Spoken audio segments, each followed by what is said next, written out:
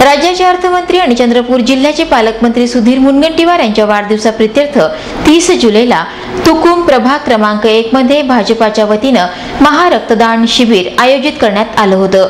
या शिबिरात 250हून अधिक रक्तदात्यांनी रक्तदान करत मुनगंटीवार यांना दीर्घायुष्याच्या शुभेच्छा दिल्या।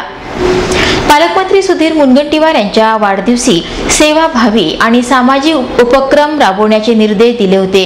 त्यानुसार चंद्रपूर महानगरपालिका भाजपाच्या वतीने चंद्रपूर महानगरातील 16ही प्रभागात महारक्तदान शिबिर घेण्याचं ठरवलं।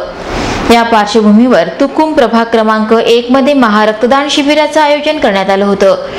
आमदार नाना शामकोळे आणि जिल्हा परिषदेचे अध्यक्ष देवराव भोंगळे यांच्या मार्गदर्शनात आणि प्रभागातील भाजपा नगरसेवकांच्या नेतृत्वात पार पडलेल्या शिबिरात 250हून अधिक रक्तदात्यांनी रक्तदान केलं।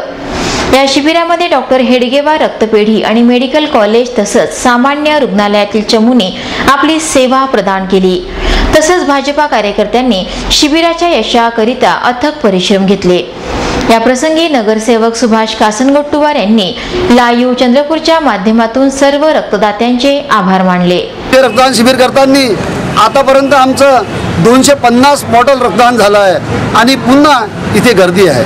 या रक्तदात्यांनी सुधीर भाऊंवर प्रेम दाखवलं आहे, सुधीर भाऊंच्या विकासाला प्रेम दाखवलं आहे आणि सुधीर भाऊंच्या हाताने माता महाकालीला आशीर्वाद मागत आहे, रक्तदान करून आशीर्वाद मागत आहे की सुधीर भाऊच्या हाताने या चंद्रपूर जिल्ह्याची नाही संपूर्ण महाराष्ट्राची सेवा झाली पाहिजे, या चंद्रपूर जिल्ह्याचा विकास झाला पाहिजे असा आशीर्वाद आजच्या समयी सुधीर भाऊंना देत आहे। मी सरते शेवटी या नागरिकांना धन्यवाद देतो।